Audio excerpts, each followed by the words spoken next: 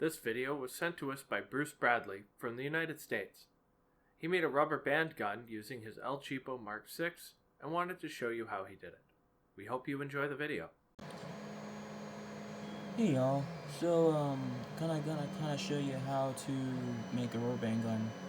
For those who have a mini mill with limited space, I'm gonna show you here how you can take basically a 4 by 6 inch cutting area, 4 by 6 inch cutting area. You heard me right, and still be able to make something from it. So as you can see, like right here, for example, this what looks like the shape of a gun. This is right here is gonna make up a complete rubber band gun. It's 4 pieces. It's gonna be about a ½ inch thick. This oval is where your finger would go. But as you can see right here, you can kind of get the idea. It's a 2-part piece. I make this whole piece right here, and then I make this whole piece right here, and then I combine them. I'm currently cutting out my last piece right now, but just to show you some of the pieces I made. This is 1/8 inch plywood, and no, this is not burnt. This is, it'll focus. You can still see the grains of the different plies in there. There's 3 plies in it. This is Baltic Birch. As you can see right here, I have another piece. The other half of this one right here is being made right now, which is actually this one which is being made right now. That's the one being currently made.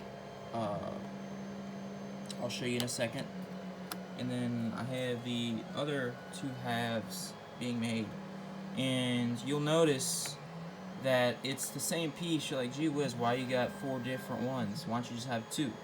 You know, but if you're layering it to make it as strong as possible, I would highly suggest you doing this. I'd have to figure out how to, I guess you'd say, take this whole file and save it as something to be able to copy, to be able to send you if you'd be interested. So, okay, back to the point. Why am I doing this? Well, one, it'll allow me to cut the whole gun on my machine. It takes longer as you're adding extra vector lines to be able to make this right here happen. So, back again, I keep getting sidetracked. Apologize. The purpose for this being staggered and not in the same area and just duplicating it is because, okay, so here, just pretend I have that down. Now, it's 4 pieces. Now this is the opposite one, this is actually the wrong one. As you can see how it pretty much lines up with the other one, it makes it weaker. If you can just imagine, pretend this one is this. I'm stacking it. Well, guess what? Where this seam is and this seam is completely different. You're gluing these together, making it layers. And then you would come back with the other one, pretending again that this one is this. You got coming back, and look, now you got 3 different layers and they're not matching up. And then the other one, which is currently being made, is, you know, you get the idea. These 2 with the barrel symbol is gonna be in the middle, and then you're gonna have these 2 on both sides, so you can kind of get an idea. It looks more like a pistol, if you get what I'm saying. It's just a little design I made up. I saw some photos online of very simple guns. Here, this right here is only 3 thick if I do it like this, and I mean, trying to do the best I can, but as you can kind of see, it makes it look more like a gun. It kind of gives a little more 3-dimensional look. Now, like I said, I have one more being added to it, and then I'll be gluing these all together.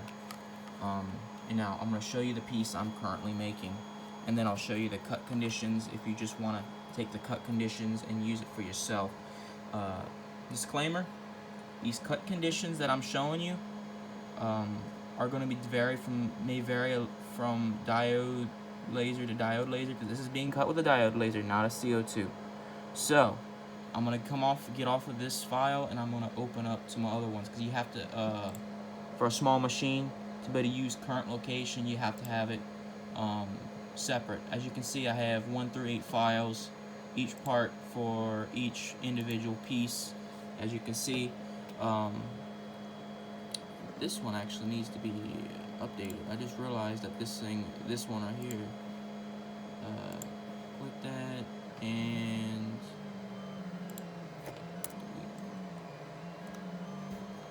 there you go. So now it's updated. Now, okay, I'm gonna show you the other ones, some of the other ones I have. This is actually a design I was looking at, maybe adding. But anyway, let me just pull up the cut conditions. So I have it at 250 millimeters a minute, and 10. Why is that? I thought I just. I don't know why I did that. But anyway, it's 10 passes. It doesn't always cut completely through, so you're gonna have to sometimes take a razor blade just to cut the little bitty strands if you want a clean, crisp edge. Otherwise, you could maybe add an additional pass, which will add an additional minute, maybe 2 minutes to your already current cut. Most of these programs run between 8 and 18 minutes. So yeah, but I mean, it's still faster than a jigsaw. This right here, this may vary a little bit from machine to machine as well, because it depends on the brand you have. And in my case, it's just a little China laptop laser, which I'm going to show you now. It's currently cutting out the part. Now my program, I'm realizing I got a lot of bugs, so it's bouncing around a lot more than it's supposed to, which is prolonging the runtime as it's having to travel across the working area. I'm still learning my programming skills. I'm extremely new to this, but I figured for those out there who, like me, are wondering, well, what is the cut condition? You know, what cut conditions do I need, at least a starting point, to be able to cut 1/8 inch plywood? You know, you're gonna have to use soft plywood. I'm just gonna say that right now. You can get some from Hobby Lobby. That is gonna vary, you know, a lot. They don't exactly micromanage that. Make sure you have good quality. Now, if you want just wood, I would suggest you can get their Baltic. Their basswood. It's you can get a sheet of it for like $10, 1/8 inch, or you can do 16th, because 16th basswood you can cut in 2 passes. I haven't tried this 1/8 inch basswood yet, but I imagine it's probably but 5 passes to cut completely through. So right here, I'm gonna show you the gun whenever it's all put together. Stay tuned. I'll be back in a second as soon as this gun finishes. Okay, y'all, so I'm back again. The part just finished. It took, let's go to the console. I said 18 minutes. It's pretty dang close. It was 18 minutes and 45 seconds. Now, you're gonna see right here, I finished it. Let's see what happens. Okay. I can feel it. Look at the back. See right there, the so sometimes the plywood's not level, so, and as you can see, it didn't cut all the way through. And I made mention earlier that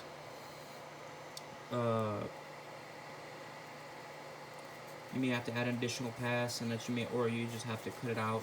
Now, like right here, for example, I said I was new to the programming, and right here you see double burn is because there's a line somewhere in these vectors that I don't see, and it's kind of hard to see because it looks the same. I added an additional line whenever I was designing it and didn't realize it. Again, right here too, when I was doing this curve, I must have added an additional line right here, and same right here. So it's getting double cut, but that's not a big deal. I'm going to show you right here that it won't take much. Here, I'm going to see how this works. So I'm going to move my cup out of the way so I'm not, don't knock it over. Now, so see. You're just gonna have to come right here and just, you know, cut this additional, these little tabs that you see kind of connected. I guess you can call them tabs. So now it's wanting to come out. Oh, look, a little more. Again, and you can just add an additional pass. Whoa, it just came flying. So, just kind of got to feel, see where it's sticking, see where you need it. Like, oh, see right there? See how it's got that? If you don't want that, you may want to add an additional pass. Another thing I forgot to mention, and I didn't realize I had on all these programs because I had it originally whenever they were all together, but whenever I separated them in a separate file to be able to run them all off a current position, I failed to do the offset for the Z. So every time it passes, it's cutting some of the wood, meaning the hole's getting deeper. I added an addition. I had it go in the offset of 0.7 of 1,000. I don't know what that is in metric for those who use metric, but that's my offset. You'd have to go and get a calculator to do that, as I'm unable to at the moment. You can get an app online in the App Store if you don't have one already. I use that a lot whenever I'm watching videos and people are doing showing examples of stuff that they're doing and they're talking in metric. Something I was never good at, so I'm going to be talking in English most cases. If I can help it, I will try to have some metric numbers. So yeah, here is, okay, now we're getting down to just that last bit. Okay, so since this is pretty much a junk piece, you can't save it, I'm just gonna snap it off right here. Typically I like to save my pieces, because if you get a good, a good drop off like this for example, I hope I've been showing it this whole time. This piece right here is good, so naturally you don't want to waste it. You can easily do the little other halves of this gun in that work area. So now that we got this, see, you can't see it on this side, so what I do is I just come back and and be careful. This is kind of dangerous actually. Like I said, I would recommend adding additional pass. Oh, dang it, I didn't realize it. Sorry, y'all. Just adding additional passes would probably help fix this, but like I said earlier, the huge part of the reason why I didn't cut all the way through right here is, one, the wood may be slightly thicker or it was slightly warped, meaning it's not going to have a flat surface. That's the bad thing about 1/8 inch plywood. Now, like I said, though, the offsets will help counter some of this, and I failed to do it on this one. I forgot to do it, so that's part of the reason why I'm struggling now. Okay, so now I got this. Yeah, it's almost all the way cut through that offset, and then I think this piece was a little on the warp side, was the two major factors for why I didn't finish it.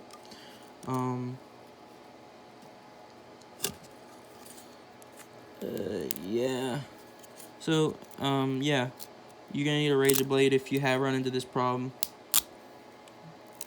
I mean, it's not a big deal. I mean, if you stop and think about it, go try cutting this on with a jigsaw and be able to maintain these this fairly close tolerances. Especially if you're trying to do them dove tail locks, or whatever you want to call them. I keep going blank on the name of them. But yeah, you can just buff this out on a sander as well. But you see how that not having it offset and then having it bowed, how much it can affect. I mean, that's almost half the thickness of the material. You can see. So it's very critical. I normally clamp it down, but for the video's sake, I didn't do it. I would highly suggest you clamp it down. So, yeah, that's done. So now let me kind of show you what it looks like together. So we got both halves. Like I said earlier, they flip-flop for the sole purpose of making it stronger. Okay, so this one is slightly looser. I must not have, the vectors are a little loose, but that can be fixed. I use a hot glue gun. You can use whatever you want. So for example, right here, make sure you got the ugly side. Okay, so that's the better of the two, I think. Yeah, I was using some scrap wood, so try to make sure that whatever it is you're using. Oh shoot, can't do that. Yeah, so I'm just gonna use it like this. You're gonna add it, and then you come back and you add the other one. Some of these are glued already. That's why they're holding so well together. And I think one of them actually was snug fit like I wanted. Okay, so now just gonna have to kind of line it up, and voila, you got yourself a rubber band gun. See?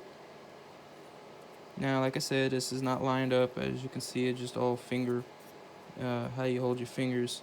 And actually, yeah, these things are slightly longer, but that can easily be sanded off. You get the point. You know, you get you a little gun and everything. So yeah, use your rubber band gun. I'm happy. If you have any questions, feel free to let me know.